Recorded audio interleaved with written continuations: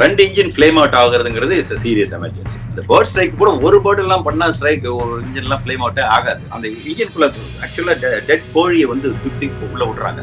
எந்த அளவுக்கு அது டேமேஜ் பண்ணுவாங்க. பைலட்டுக்கு ஏன் இதை வந்து ட்ரைன் பண்ணல, எல்லா பைலட்டும் இதுக்கு ட்ரைன் பண்ணணும், அதனுடைய காஸ்ட்னு பார்த்துட்டாங்க. அதனால வந்து இந்த இது வந்து போயிங் மறைச்சிட்டாங்க. அது பெரிய போயிங்குடைய நம்பகத்தன்மை போயிடுச்சு. போயிங்குடைய மரியாதை அதான் கீழே கொண்டு போயிடுச்சு. இழுத்து மூட வேண்டியதாங்கிற ஒரு நிலைமைக்கு வந்துருச்சு. இப்ப நிறைய பேர் இதுல இன்வால்வ் பண்ணிருப்பாங்க. அவங்க எல்லாமே சேர்ந்து இப்படி திட்டம் வாய்க்கு வந்தபடி மக்கள் திட்ட ஆரம்பிக்கிறாங்க. ஏர் இந்தியா சரியில்லை, இவரு என்ன பெரிய போயிங் சிஇஓவா அல்லது போயிங் காசு வாங்கிட்டு பேசுறியா, பைலட்டுக்கு நம்ம எதிரி கிடையாது, அவர் மேல தப்பு சொன்னா உடனே செத்த பைலட் மேல எப்படி சொல்ல முடியும், நீ உன் குடும்பம் எல்லாம் நாசமா போயிடும்.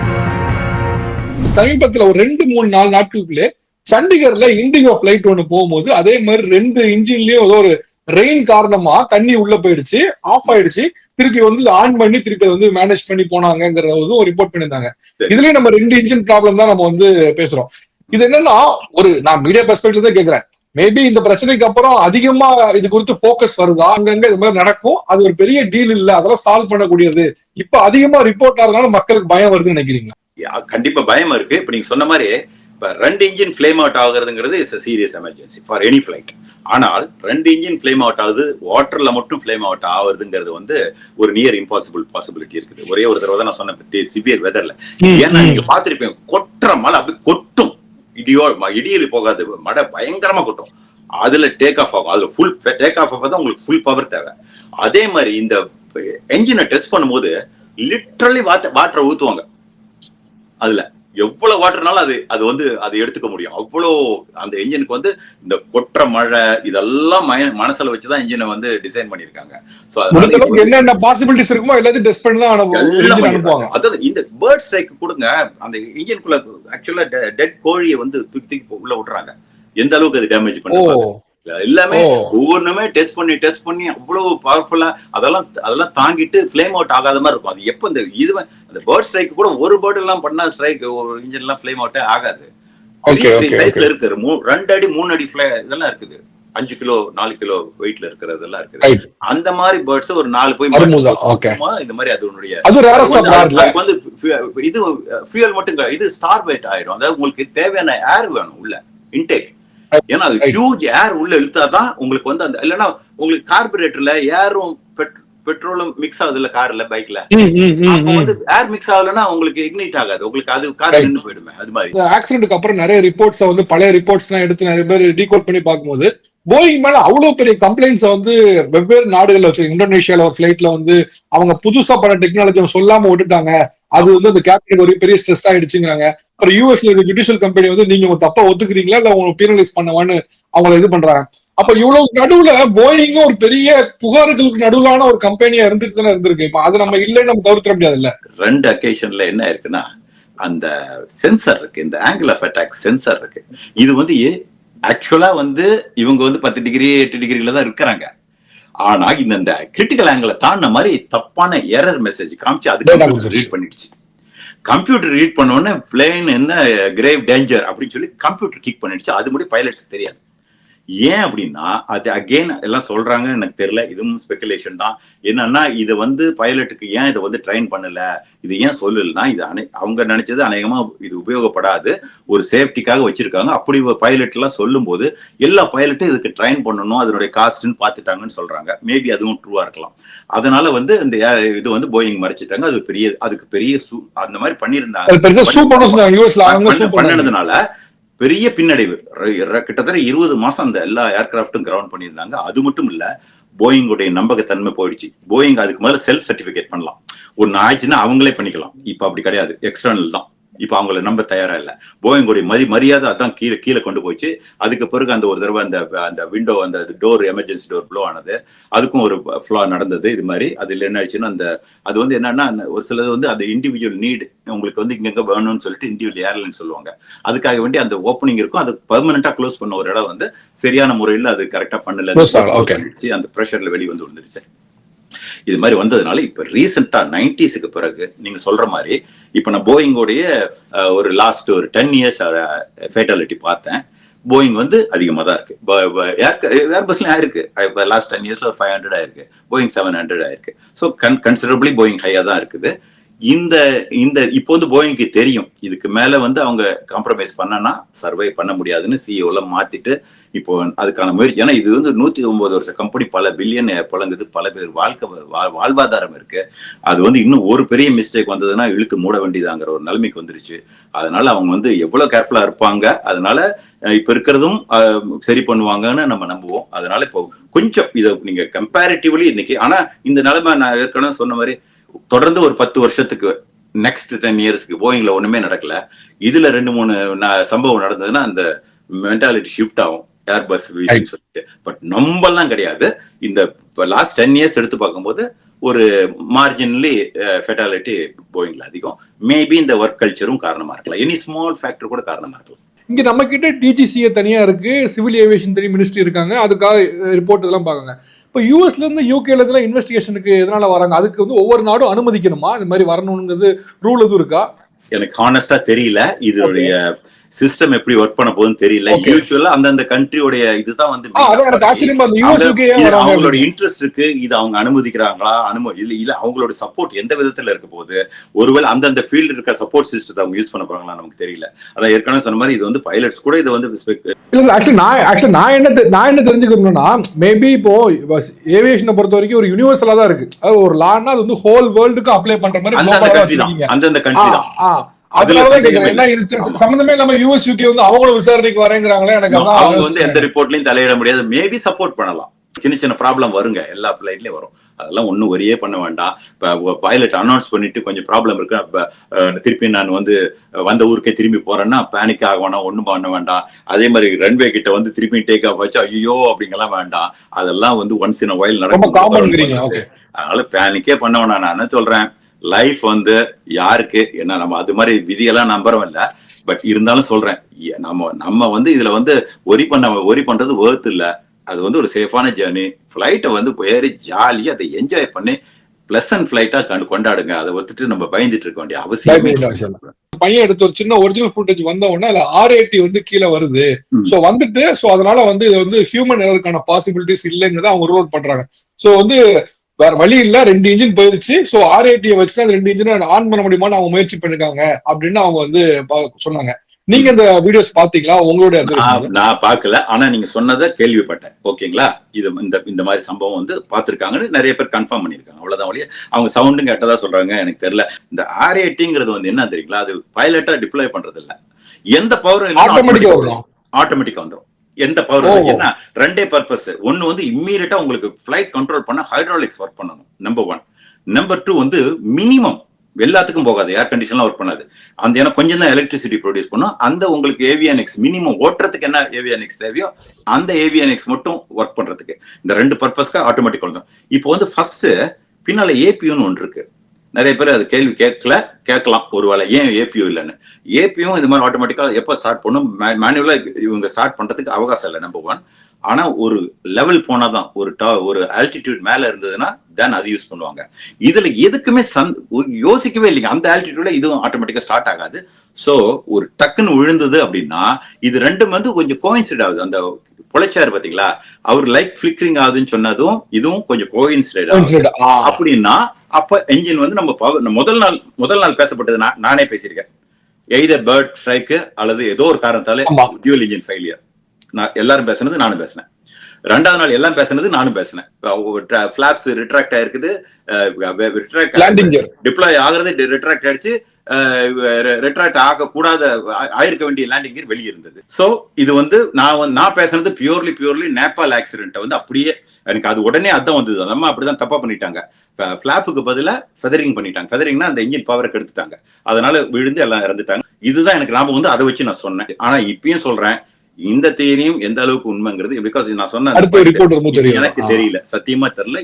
ஆனா இது நடந்துருச்சே, நமக்கும் நடந்துரும் பயப்பட வேணாங்கிறது மட்டும் நான் அஷ்யூர் பண்ணுவேன். பிளாக் பாக்ஸ் ரிப்போர்ட் தான் எல்லாமே கிளியர் ஆயிடும் சார், 100% கிடைச்சிடும். அதுல நிறைய பேர் சந்தேகப்படுறாங்க, எனக்கு அதுல சந்தேகம் இல்லைங்க. ஏன்னா இது வந்து அவ்வளவு ஈஸி கிடையாது. நம்ம நினைக்கிற மாதிரி எல்லாம் மூடி மறைச்சு நம்ம ரிப்போர்ட் எல்லாம் மாத்துறதுக்கெல்லாம் வாய்ப்பு இல்லை. ஏன்னா இதுல நிறைய பேர் இன்வால்வ் பண்ணிருப்பாங்க. இதுல வந்து சேஃப்டி மேட்டர் உள்ள இருக்குது. அதனால எனக்கு தெரிஞ்ச நான் வந்து அந்த ஃபைனல் ரிப்போர்ட்டையும் இதையும் நான் நம்புறேன் பர்சனலா. ஒரு சில பைலட்ஸ் கூட நம்புறது இல்லை, அது அவங்களுடைய இண்டிவிஜுவல் இது.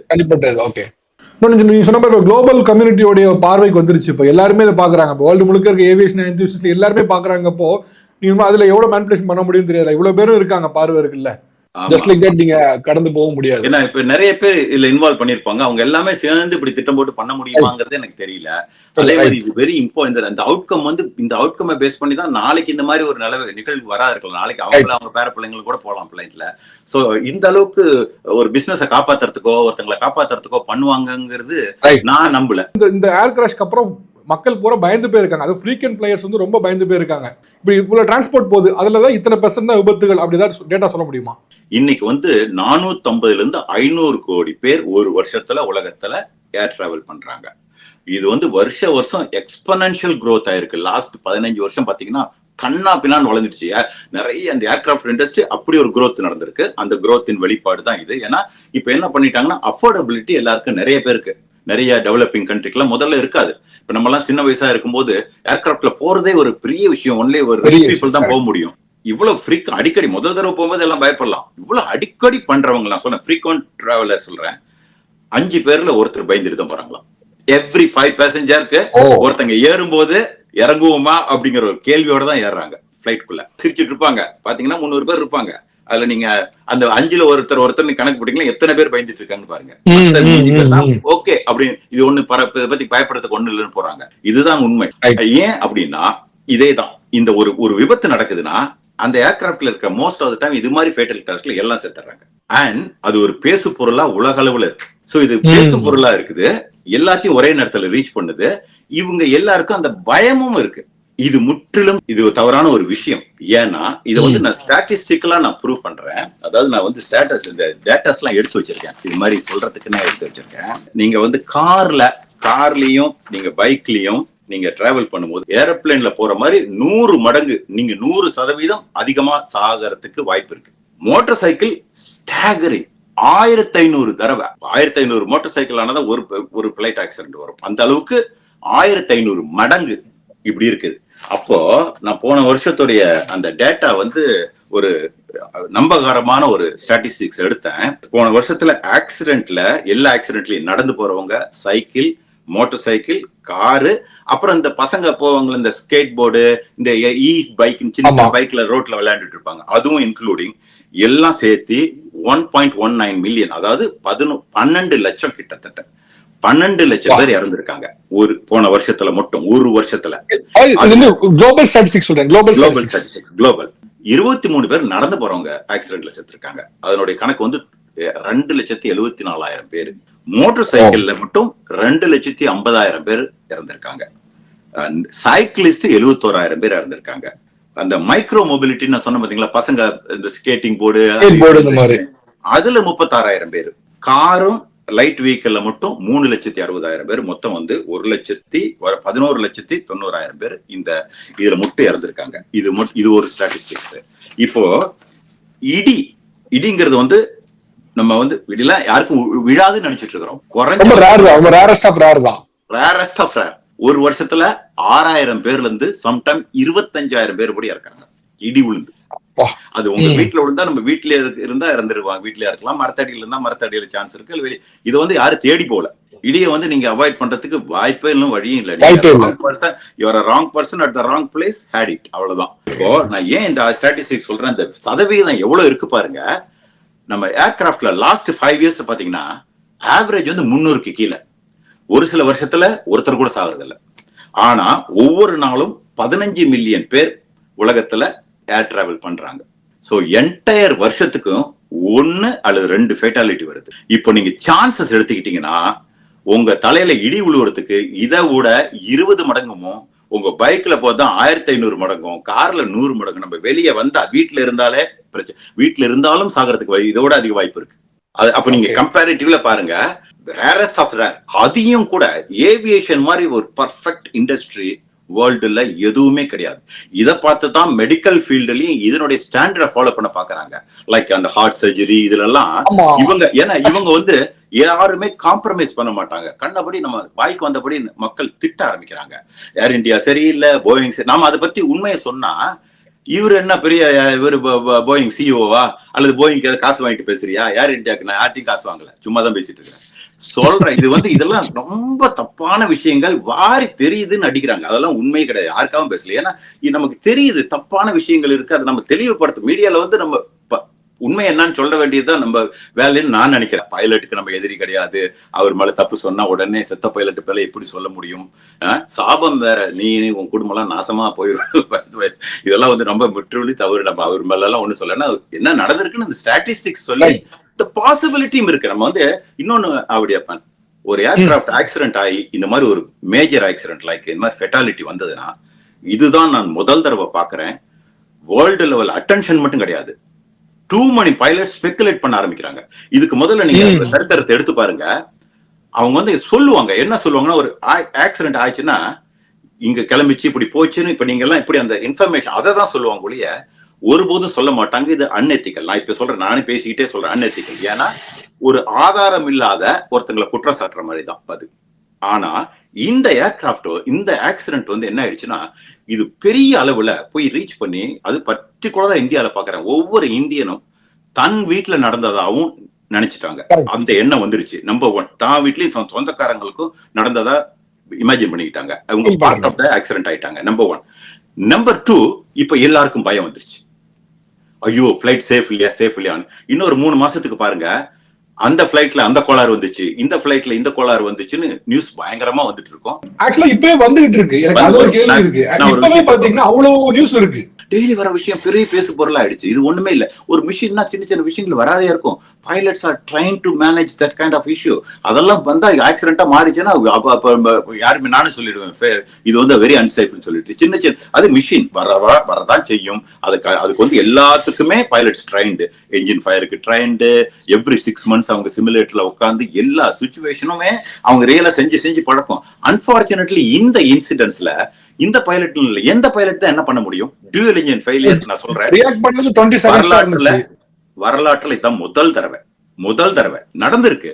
ஒரு உயரத்துல நடக்கும். அந்த உயரத்துல நடக்கும்போது அத்தனை டியூயல் இன்ஜின் ஃபெயிலியருமே எல்லாரும் காப்பாற்றப்பட்டிருக்கார்கள். இது மாதிரி ஏர்கிராஃப்ட் வந்து மிட் ஏர்ல ஆனது மோஸ்ட்லி கொண்டாந்து சேஃபா லேண்ட் பண்ணிருக்காங்க. ஒரே ஒரு தடவை தான் இந்த டேக் ஆஃப் அப்ப ஆச்சு. இப்ப இல்ல, 1971. இப்பெல்லாம் பைபாஸ் ரேஷியோ எல்லாம் பண்ணி பியூட்டிஃபுல்லா பண்ணன மேக்சிமம் நமக்கு சேஃப்டி வச்ச ஒரு இன்ஜின் வந்துருச்சு. அப்போ initial stage of jet engine phase. அப்ப என்ன பண்ணுவாங்கன்னா, இந்த ரன்வேல வந்து நமக்கு ரன்வேலயும் நம்ம டேக் ஆஃப் அப்பயும் நம்ம பவர் தேவை. அந்த பவரை பூஸ்ட் பண்றதுக்காகவும் அந்த ஹீட்டை கண்ட்ரோல் பண்றதுக்காகவும் அந்த ஃபியூயல் போற இடத்துலயே 50% வாட்டரும் 50% ஆல்கஹாலும் மிக்ஸ் பண்ணி கொஞ்சம் ஆயில் போடுவாங்க. அதுல எதுக்குன்னா, அந்த வாட்டர் இருக்கனால கரோஷன் ஆயிடக்கூடாது, இன்ஜின்ல வந்து அந்த துரு பிடிச்சிடக்கூடாதுங்கிறத போட்டு அதை வந்து அந்த இதுக்கு மட்டும் அந்த டேக் ஆஃப் பேஸும் கிளைம்பிங்க்கும் யூஸ் பண்ணுவாங்க.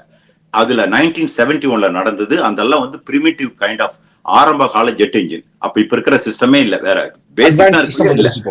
அதுல என்ன ஆயிடுச்சுன்னா, அதுலயும் மனித தவறு நடந்திருக்கு. என்ன ஆயிடுச்சுன்னா, ஒரு வாட்டருக்கு பதிலா ஃபியூயலை ஃபில் பண்ணிட்டாரு. அதனால அது ஒரு தடவை, அது ஒண்ணுதான் வந்து டேக் ஆஃப் அப்ப ஆனது. அதற்கு பிறகு 71க்கு பிறகு இதுதான் முதல் தடவை. அதனாலதான் இது மாதிரி யாருக்குமே எத்தனை ஸ்பெகுலேட் பண்ணட்டும் ஒருத்தருக்கும் தெரியல. மிலிட்டரி பிளைட்ஸ் மாதிரி ஏதோ ஒரு ஆபத்துல டக்குன்னு எஜெக்ட் பண்ணி போறதுக்கான வாய்ப்பு இவங்களுக்கு கிடையாது. அவங்க எஜெக்ட் பண்ணி கீழே இறங்க முடியும், இவங்க எஜெக்ட் பண்ணி வாய்ப்பே கிடையாது. இவங்க எல்லாம் இறந்து போனா அவங்க இறந்து போய் அவன் வழியே கிடையாது. அவங்களோட உயிரும் உள்ளதா இருக்குதுல. ஆமா, அதுவும் ஒரு காரணம், முக்கியமான காரணம். எல்லாருமே பண்றது ஜெனரலி 99% ப்ரொஃபஷனல் என்ன புக்ல சொல்லுதோ அது அப்படியே எத்தனை தடவைனாலும் செஞ்சுக்கிட்டே தான் இருப்பாங்க. ஏன்னால் அதனுடைய இம்பார்ட்டன்ஸ் அவங்களுக்கு தெரியும், டே ஒன்ல இருந்தே தெரியும். அதனால பைலட்ஸ் வந்து தெரிஞ்சு எந்த தப்புமே பண்ண மாட்டாங்க. எல்லா பைலட்டுமே அந்த மாதிரி காம்பிட்டன்டா இல்லைன்னா அந்த வேலை கிடைக்கவே இருந்திருக்கவே வாய்ப்பு இல்லை. அந்த ஏவியேஷன் எக்ஸ்பர்ட்ஸ் கூட தெரியாது. அவங்களே கூட இதுல சொன்னா கூட தவறாதான் இருக்கும். ஏன்னா இது வந்து அவர்களுக்கும் புதிது. இதுதான் முதல் தடவை டியூயல் இன்ஜின் ஃபெயிலியர் அவங்க வாழ்க்கையில பாக்குறாங்க. சோ இதனுடைய அத்தனை ஸ்பெகுலேஷன் பண்ண மாட்டாங்க. நார்மலா பைலட்ஸ் பண்ணவே மாட்டாங்க. அன்எத்திக்கல் நான் சொல்றேன். இருந்து நீ எதுக்கு பண்ணனு 4 கேள்வி கேட்பாங்க. இல்லன்னு சொல்ல வரல, அதுக்குதான் சொன்னேன். அந்த பர்சனலா எல்லாம் எடுத்துக்கிட்டாங்க. அவங்களுக்கு வந்து இன்னும் 2 வருஷம் பொறுக்கணும் இது முழுசா வரதுக்கு, அல்லது 1 வருஷமாவது ஆகும். பிரிலிமினரி 1 மாசம் ஆகும். அது கூட ஃபுல் இது கிடைக்காது, ஒரு ஐடியா தான் கிடைக்கும். ட்ரஸ்ட் லாஸ்ட் இப்படிதான் கிடைக்கும். மற்றபடி ரியல் கான்சிக்வன்ஸ் வந்து பாக்குறதுக்கு 1 to 2 years கூட ஆகலாம். Right. அது முடிய பொறுமை யாருக்கும் இல்ல, அதுக்கு முடிய பயம் வந்திருக்கு. அந்த பயத்தை போக்குறதுக்காக நம்ம ஒரு சில ஸ்பெகுலேட் பண்ணி இதெல்லாம் பாசிபிலிட்டி, அதனால கவலைப்படாதீங்கன்னு சொல்றதுக்காக நம்ம சொல்ற ஒழிய, ஆனா இதுல வந்து பைலட்ஸ், நிறைய பைலட்ஸ் தான் ஃபர்ஸ்ட் டைம் நான் பாக்குறேன் ஸ்பெகுலேட் பண்றாங்க. பண்ணக்கூடாது, பண்றாங்க. ஏன்னா Right. நான் சொன்ன மாதிரி ஆதாரம் இல்லாத பேசிட்டாங்க. ஒரு பிளைட் ஸ்டார்ட் பண்றதுக்கு முன்னால இது வந்து எவ்வளவு சேஃப் அப்படிங்கறத எத்தனை டிபார்ட்மெண்ட் இன்சூர் பண்ணுவாங்க, எவ்வளவு பேர் வந்து பாப்பாங்க, எவ்வளவு பேரோட கிளியரன்ஸ்க்கு அப்புறம் ஒரு பிளைட் வந்து டேக் ஆஃப்க்கு வரும்? இது வந்து மெயின் ஃபியூயல். ஃபியூயல்ல வந்து ஆக்சுவலா அது வந்து அந்த மிஷினே அது வந்து ஃபர்ஸ்ட் பிசிக்கலாவும் பார்க்கணும். நீங்க வந்து சாம்பிள் எடுத்து பிசிக்கலாவும் பார்க்கணும், அதுல கண்டாமினேஷன் இருக்கா, ஆயில் இருக்கான்னு சொல்லிட்டு அதோட கிராவிட்டி செக் பண்ணணும். அப்புறம் என்ன பண்ணிருக்காங்கன்னா, அந்த ட்ரக்குக்குள்ளேயே வந்து அவங்களுக்கு ஃபெசிலிட்டி வச்சிருக்காங்க. அதாவது ஏதாவது டூ மச் இம்பியூரிட்டி இருந்தா அதுவே கட் ஆஃப் ஆகிற மாதிரிலாம் வச்சிருக்காங்க.